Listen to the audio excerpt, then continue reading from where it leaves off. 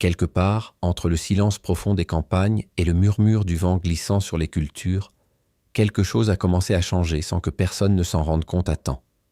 Ce n'était ni une tempête, ni une sécheresse, mais un phénomène bien plus discret, plus insistant, et surtout bien plus inquiétant. La nature, avec sa patience infinie, met des milliers d'années à façonner un prédateur parfaitement adapté à son environnement. Mais l'être humain, dans sa volonté d'accélérer les processus, finit parfois par franchir des limites qu'il ne comprend pas totalement. Et lorsque cela arrive, les conséquences ne peuvent pas toujours être effacées. Que se passe-t-il lorsque la puissance brute d'un animal sauvage rencontre la capacité reproductive exceptionnelle d'un animal domestique? La réponse dépasse largement la simple création d'un nouvel animal. Ce qui en résulte se rapproche davantage d'une forme de machine vivante, conçue pour survivre, s'adapter et surtout se propager. Une créature qui ne reconnaît aucune barrière, qui traverse les clôtures comme si elles n'existaient pas, qui perd progressivement sa peur de l'homme, et qui, plus troublant encore, apprend à chaque tentative de contrôle. Si vous voulez comprendre comment ce type de phénomène est en train de transformer les réalités du monde rural et de mettre sous pression les systèmes de production agricole, alors vous êtes au bon endroit. Abonnez-vous dès maintenant et plongez avec nous dans des histoires bien réelles, dignes des plus grands documentaires, mais qui se déroulent en ce moment même, dans des régions parfois inattendues. Cette histoire ne commence pas dans les champs où elle suscite aujourd'hui des inquiétudes. Elle prend racine bien plus loin, dans des écosystèmes où tout semblait parfaitement équilibré. Dans certaines régions d'Europe, d'Asie et d'Afrique du Nord, vivait un animal remarquablement adapté à son environnement, le sanglier sauvage.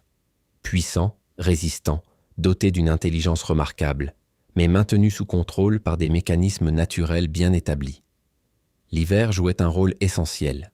Le froid rigoureux éliminait les individus les plus fragiles, limitant naturellement la population. À cela s'ajoutait la présence de grands prédateurs. Loups, grands félins et autres chasseurs naturels formaient un système où rien ne pouvait croître de manière incontrôlée. C'était un équilibre ancien, façonné et affiné au fil des millénaires. Mais cet équilibre n'a jamais voyagé avec eux. Au début du siècle dernier, l'être humain a pris une décision qui semblait, à première vue, totalement logique.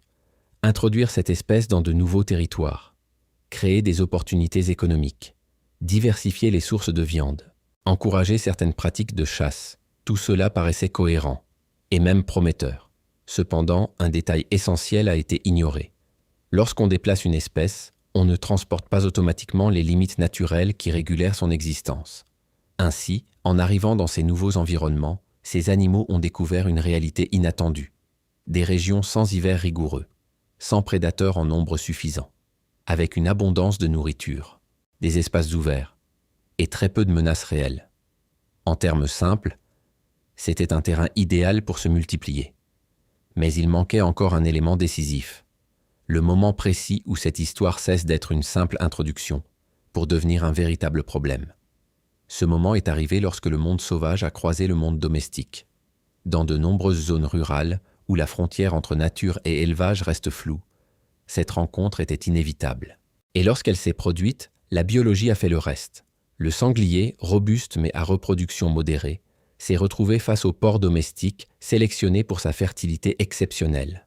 Le résultat n'a pas été une simple combinaison, c'était une amélioration du point de vue de l'évolution. Un animal plus grand, plus résistant, plus audacieux, et surtout capable de se reproduire à une vitesse impressionnante. Une combinaison qui bouleversait toutes les règles établies. Et ainsi, presque sans que personne ne s'en aperçoive à temps, une nouvelle présence est apparue dans les campagnes. Une présence qui ne se contenterait pas de survivre, mais qui avancerait, sans jamais demander la permission. Lorsqu'on observe attentivement ce qui est né de ce croisement, il devient immédiatement évident pourquoi la situation a évolué si rapidement. Il ne s'agit pas simplement d'un animal plus grand ou plus robuste. Il s'agit d'une combinaison biologique qui efface les faiblesses tout en amplifiant les avantages. Le sanglier sauvage, à lui seul, est déjà un survivant remarquable. Son corps est conçu pour résister aux conditions difficiles. Son instinct le maintient en alerte permanente, et son comportement imprévisible le rend particulièrement difficile à contrôler. Pourtant, sa capacité de reproduction reste relativement limitée, ce qui, naturellement, freine son expansion. À l'opposé, le porc domestique présente une réalité très différente. Moins adapté à la vie sauvage, il possède cependant une capacité reproductive impressionnante. Dans de nombreux systèmes d'élevage, il peut donner naissance à des portées nombreuses et répéter ce cycle plusieurs fois par an. C'est une caractéristique recherchée en production, mais qui, une fois combinée avec la rusticité du sanglier, change complètement la dynamique. Lorsque ces deux mondes biologiques se rencontrent, l'équilibre disparaît.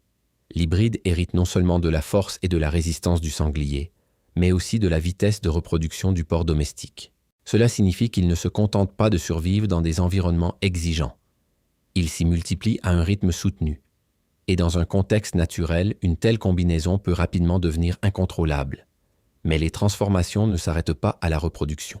Le corps de cet animal révèle également des adaptations impressionnantes. Contrairement au bétail domestique, souvent caractérisé par une accumulation de graisse, cet hybride présente une structure compacte et dense, composée principalement de muscles durcis. Cette configuration lui confère une endurance remarquable et une capacité à se déplacer sur de longues distances sans s'épuiser. Dans certaines zones du corps, notamment à l'avant, il développe une couche épaisse de tissu protecteur. Une sorte de blindage naturel qui agit comme une barrière contre les blessures.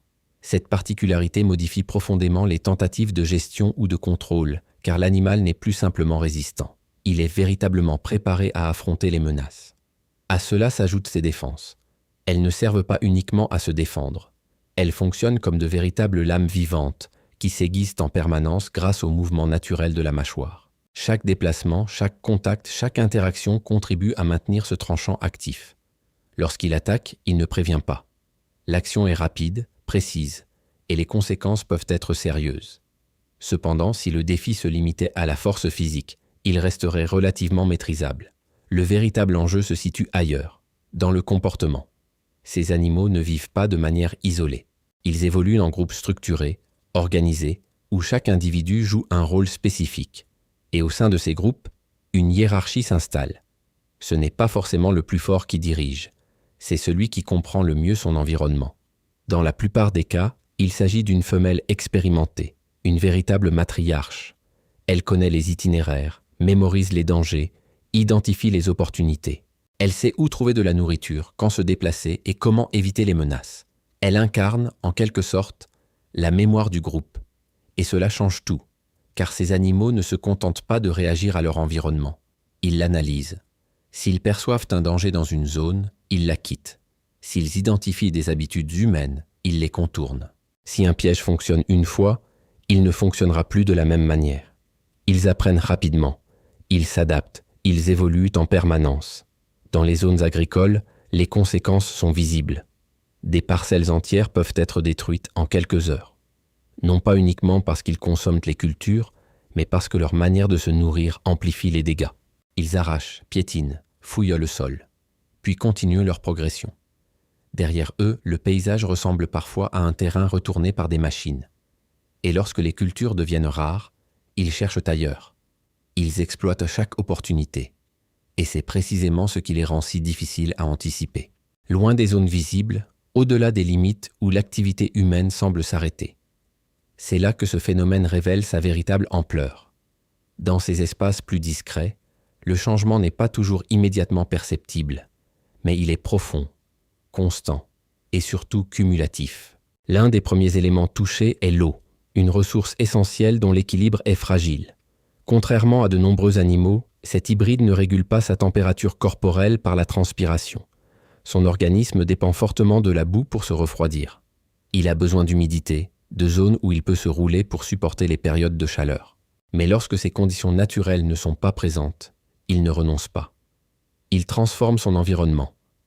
Il investit les sources d'eau claires, perturbe les sols, détruit la végétation environnante et convertit de petits points d'eau limpides en zones troubles, chargées de sédiments. Ce processus modifie rapidement la qualité de l'eau et perturbe l'ensemble de l'écosystème local. Peu à peu, certaines espèces disparaissent. D'autres se déplacent vers de nouvelles zones. L'oxygénation de l'eau diminue, les équilibres biologiques se dégradent. Et ce qui semblait être un changement mineur devient un déséquilibre durable. Mais l'impact ne s'arrête pas là. Le groin de cet animal agit comme un outil extrêmement puissant. Il est capable de retourner de grandes surfaces de sol en peu de temps, à la recherche de racines, d'insectes ou de toute autre source de nourriture. Cependant, dans ce processus, les dégâts dépassent largement ses besoins alimentaires. Il détruit des nids, il déterre des œufs, Il élimine des jeunes animaux avant même qu'ils n'aient une chance de survivre. C'est une pression constante sur des espèces déjà fragilisées par d'autres facteurs. Progressivement, l'équilibre naturel commence à céder. Dans les zones où cet hybride s'installe, la biodiversité recule, non pas uniquement à cause d'une compétition directe, mais en raison d'une usure continue de l'environnement. Tout ce qui se trouve sur son passage finit par être affecté. Mais il existe un aspect encore plus préoccupant, un danger invisible, les maladies. Cet animal agit comme un véritable lien entre deux univers qui devraient normalement rester séparés, le milieu sauvage et les systèmes de production agricole. Il circule librement entre forêts, cultures, zones d'élevage, créant ainsi un pont biologique permanent. Et dans ces déplacements, il transporte des agents pathogènes, virus, bactéries, parasites. Certains sont bien connus, d'autres passent inaperçus jusqu'à ce qu'il soit trop tard. Sa présence représente donc un risque sanitaire constant. Un simple contact peut suffire à déclencher une chaîne de transmission. Et dans des systèmes où les animaux sont concentrés, ce risque prend rapidement de l'ampleur. Des maladies peuvent réapparaître. D'autres peuvent se diffuser plus vite que prévu. Et ce qui commence comme une situation locale peut évoluer en crise. Les conséquences ne sont pas uniquement biologiques. Elles deviennent économiques. Les marchés peuvent être affectés. Les échanges commerciaux ralentis. Certaines exportations peuvent être restreintes. Les pertes deviennent alors difficiles à compenser. À ce stade, il ne s'agit plus seulement d'un animal envahissant, mais d'un phénomène aux multiples dimensions. Environnemental, agricole, sanitaire. Et lorsque tous ces facteurs s'entrecroisent, l'impact dépasse largement le cadre local. Il devient structurel. Face à une situation comme celle-ci, une question s'impose presque naturellement. Est-il encore possible d'arrêter ce phénomène ? La réponse, bien que difficile à accepter, est relativement claire. Lorsqu'une espèce atteint un certain niveau d'expansion, qu'elle s'adapte à des environnements variés et que sa capacité de reproduction dépasse les tentatives de régulation. Son éradication totale devient irréaliste. Et c'est précisément ce qui s'est produit ici. Nous ne sommes plus face à un problème isolé. Il ne s'agit pas d'un foyer limité que l'on pourrait contenir rapidement. Il s'agit d'une présence diffuse, persistante, en mouvement constant, des populations nombreuses, des territoires vastes, des écosystèmes multiples déjà occupés, et surtout, une capacité d'adaptation qui continue d'évoluer. Dans ce contexte, la seule option qui reste est le contrôle, une approche continue, souvent discrète, parfois invisible. Réduire les populations, protéger les zones sensibles, limiter les dégâts avant qu'ils ne deviennent irréversibles. Mais même ces stratégies ont leurs limites. Car intervenir face à cet animal sur son propre territoire n'est jamais simple. Dans les espaces ouverts, il peut être repéré. Mais dans les milieux denses, les zones boisées, les végétations épaisses, tout change. Là, l'avantage est clairement de son côté. Il se déplace rapidement, connaît parfaitement son environnement et utilise chaque élément du terrain comme une protection naturelle. Et dans certains cas, il ne fuit pas. Des observations de terrain montrent des comportements qui surprennent même les professionnels les plus expérimentés. Des réactions qui semblent dépasser le simple instinct. Comme s'il analysait la situation. Comme s'il prenait des décisions. Il arrive qu'il donne l'impression de se retirer, pour réapparaître ailleurs, qu'il utilise le relief, la végétation, les obstacles, pour désorienter, qu'il transforme une poursuite en piège. Ce type de comportement rend toute intervention plus complexe, et parfois plus risquée. Pendant ce temps, la vie rurale continue. Les agriculteurs poursuivent leurs activités, les éleveurs veillant sur leur bétail, les communautés rurales s'adaptent jour après jour. Mais désormais, avec une nouvelle réalité, une présence constante, une pression supplémentaire, un rappel discret mais permanent que lorsqu'un équilibre naturel est rompu, ses conséquences ne disparaissent pas. Elles s'installent, elles s'étendent, et elles obligent chacun à s'adapter. Car cette histoire ne parle pas uniquement d'un animal hybride. Elle parle aussi de choix, de la manière dont l'être humain intervient dans des systèmes complexes sans toujours en mesurer toutes les implications, de la façon dont une décision, parfois considérée comme mineure, peut déclencher des effets en cascade impossibles à inverser. Aujourd'hui, ce phénomène continue de progresser, silencieux, persistant, et dans son avancée, il laisse une question ouverte. Sommes-nous réellement prêts à vivre avec les conséquences de ce que nous avons créé ? Si cette histoire vous a permis de voir le monde rural sous un autre angle, si vous pensez que davantage de personnes devraient comprendre ce qui se joue réellement, Alors soutenez cette chaîne. Laissez un j'aime, partagez et abonnez-vous. Car pendant que cette vidéo touche à sa fin, quelque part, entre ombre et culture, le mouvement continue. Et le comprendre reste la seule façon de ne pas se laisser dépasser.